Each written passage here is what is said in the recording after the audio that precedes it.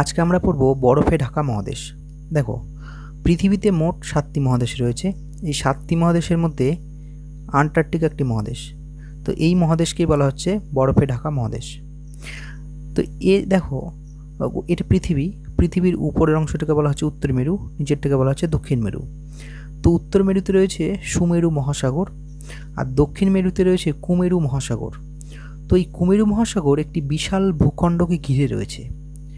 তো এই বিশাল ভূখণ্ডকে ঘিরে রয়েছে কুমেরু মহাসাগর, কিন্তু যে ভূখণ্ডকে ঘিরে রয়েছে সেই ভূখণ্ডটার নাম আন্টার্কটিকা মহাদেশ। ধরে নেওয়া হয় যে এই মহাদেশের আবিষ্কার হয়েছিল বা এই মহাদেশের কথা জানা যায় প্রায় 1820 সালে। এই মহাদেশে বরফের স্তরণ থাকায় একে সাদা মহাদেশ বলা হয়। এবার বরফ সাধারণত কি সাদা, সেই জন্য একে বলা হয় সাদা মহাদেশ। তো পরীক্ষায় আসতে পারে যে সাদা মহাদেশ কাকে বলে। খুব সহজ, আন্টার্কটিকা। পরীক্ষায় আসবে, এগুলো কনফার্ম, এগুলো পরীক্ষায় আসবে। এবার দেখো, এর একটু ইতিহাস দেখি। তো আমরা এর আগের চ্যাপ্টারে প্যানজিয়া পড়েছি। এই পুরোটাকে বলা হতো প্যানজিয়া, মানে এটা পৃথিবীর মধ্যে যে বিশাল ভূখণ্ড এক জায়গায় ছিল সেটাকে বলা হতো প্যানজিয়া।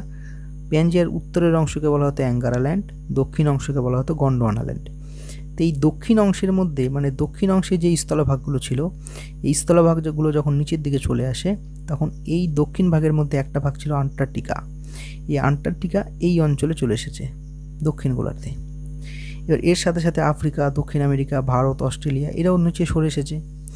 এবার দেখো, অক্ষাংশগত অবস্থান দেখলে বুঝতে পারবা এটা 90 ডিগ্রি নর্থ, এটা 0, এটা 60 ডিগ্রি নর্থ 0, 60 ডিগ্রি সাউথ, আর এখানে রয়েছে 90 ডিগ্রি। এই 90 ডিগ্রি এখানে অবস্থান করছে আন্টার্কটিকা মহাদেশ। এই আন্টার্কটিকা মহাদেশ যদি আয়তন হিসেবে বিচার করতে চাই তাহলে দেখবে এটি পঞ্চম বৃহত্তম। 7টি মহাদেশের মধ্যে 5 নম্বর অবস্থান করেছে, আর এর আয়তন 1,40,00,000 বর্গ কিলোমিটার। দেখো, আমরা জানি যে আন্টার্কটিকা মহাদেশ মানে সুমেরু আর কুমেরুতে 6 মাস দিন এবং 6 মাস রাত থাকে। তো যখন 6 মাস রাত থাকে, সময়টা থাকে মে থেকে আগস্ট, আর এই সময় আকাশে নীল সবুজ রঙের আলোর ছটা দেখা যায়, যাকে আমরা মেরুজ্যোতি বলি। আসলে এটি হচ্ছে অরোরা অস্ট্রিওলিস। পৃথিবীর মধ্যে উত্তর গোলার্ধে যেগুলো স্লোয়ার ফ্লেয়ারগুলো যখন পৃথিবীর দিকে ছুটে আসে তখন যে আলোর ঝলকানি দেখতে পাওয়া যায় তাকে মেরুজ্যোতি বলা হয়। তো এটি সাধারণত মেরুর দিকে দেখা যায়। যেটা সুমেরুতে দেখা যাবে সেটাকে বলা হবে অরোরা বোরিওলিস, আর যেটা কুমেরুতে দেখা যাবে সেটাকে বলা হবে অরোরা অস্ট্রিওলিস। তো আন্টার্কটিকা মহাদেশ যেহেতু কুমেরুতে অবস্থিত, সেই জন্য যে আলোর ছটা বা মেরুজ্যোতি দেখা যাচ্ছে সেটাকে বলা হচ্ছে অরোরা অস্ট্রিওলিস। আর যখন শীতকাল থাকে, 6 মাস যখন রাত থাকে তখন তো শীতকাল। এই শীতকালে তাপমাত্রা থাকে -40 ডিগ্রি থেকে -75 ডিগ্রি। আর এখানে রাশিয়ার একটি গবেষণা কেন্দ্র রয়েছে যার নাম ভস্টক। সেখানে এই মানে তাপমাত্রা থাকে -89.2 ডিগ্রি সেন্টিগ্রেড। একে বলা হচ্ছে পৃথিবীর সবচেয়ে উষ্ণতম স্থান। আর যখন 6 মাস দিন থাকে, গ্রীষ্মকাল নভেম্বর থেকে ফেব্রুয়ারি, সেই সময় তাপমাত্রা থাকে -20 ডিগ্রি। যেহেতু সূর্য 24 ঘন্টায় থাকে সেই জন্য উষ্ণতা তুলনামূলক একটু বেশি থাকে। এবার আসো একটু ছোট্ট করে ভূমিরূপ দেখে নিই। তো ভূমিরূপ তো সাধারণত ছবি দিয়ে বুঝতে হয়। ছবি দিয়ে আমরা ক্লাস 8-এ যখন পড়বো তখন দেখব। এখন এখানে মোটা করে যেগুলো ইম্পর্টেন্ট জিনিস রয়েছে সেগুলো দেখে নিই। আন্টার্কটিকা মহাদেশ কিন্তু সমভূমি নয়, পুরোটাই মালভূমি। এই অঞ্চলের উচ্চতা সমুদ্র থেকে 200 থেকে 500 মিটার, 2000 থেকে 5000 মিটার উঁচু। এখানে রয়েছে একটি জীবন্ত আগ্নেয়গিরি যার নাম মাউন্ট এরেবাস। পরীক্ষায় আসতে পারে মাউন্ট এরেবাস কোথাকার আগ্নেয়গিরি, কোথাকার জীবন্ত আগ্নেয়গিরি, বলতে হবে আন্টার্কটিকার। এই মহাদেশের সর্বোচ্চ শৃঙ্গের নাম ভিনসন ম্যাসিভ। আর এখানে রয়েছে পৃথিবীর দীর্ঘতম হিমবাহ ল্যাম্বার্ড।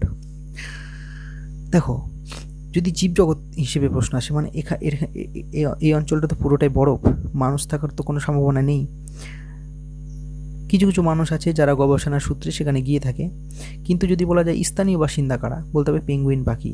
এছাড়াও কিছু সামুদ্রিক চিংড়ি জাতীয় ক্রিল মাছ দেখা যায় যেগুলো পেঙ্গুইনের প্রধান খাদ্য। এবার যেহেতু এটি বরফে ঢাকা মহাদেশ, মানুষ তো নেই, সেই জন্য কেউ এখানে ঘুরতে গিয়েছিল। এবার দেখো, 19 অক্টোবর 1911 সালে নরওয়ের অভিযাত্রী রোয়ান্ড আমুন্ডসেন এবং তার সঙ্গীরা প্রথম এখানে ঘুরতে গিয়েছিল এবং সেখানে পৌঁছেই গিয়েছিল। এবার তার পরবর্তীকালে 1959 সালে এখানে একটা চুক্তি করা হয়।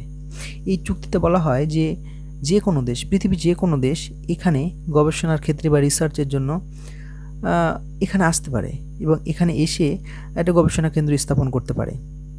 হ্যাঁ, তো সেই উদ্দেশ্যেই 9ই জানুয়ারি 1982 সালে প্রথম ভারতীয় অভিযাত্রী দল সেখানে গিয়েছিল এবং গিয়ে দক্ষিণ গঙ্গোত্রী নামক একটি গবেষণা কেন্দ্র স্থাপন করেছিল। তার পরবর্তীকালে 26শে মার্চ 1988-তে 8 জন অভিযাত্রী দল দক্ষিণ গঙ্গোত্রী থেকে 90 কিলোমিটার দূরে আরও একটি গবেষণা কেন্দ্র স্থাপন করেছিল যার নাম মৈত্রী। এইগুলো পরীক্ষার জন্য কিন্তু খুব ইম্পর্টেন্ট। তাহলে দক্ষিণ গঙ্গোত্রী এবং মৈত্রী এই দুটি গবেষণা কেন্দ্র কোথায় রয়েছে? আন্টার্কটিকা মহাদেশে। এই দুটি গবেষণা কেন্দ্র কার? ভারতের। আশা করি বুঝতে পেরেছো। ব্যাস।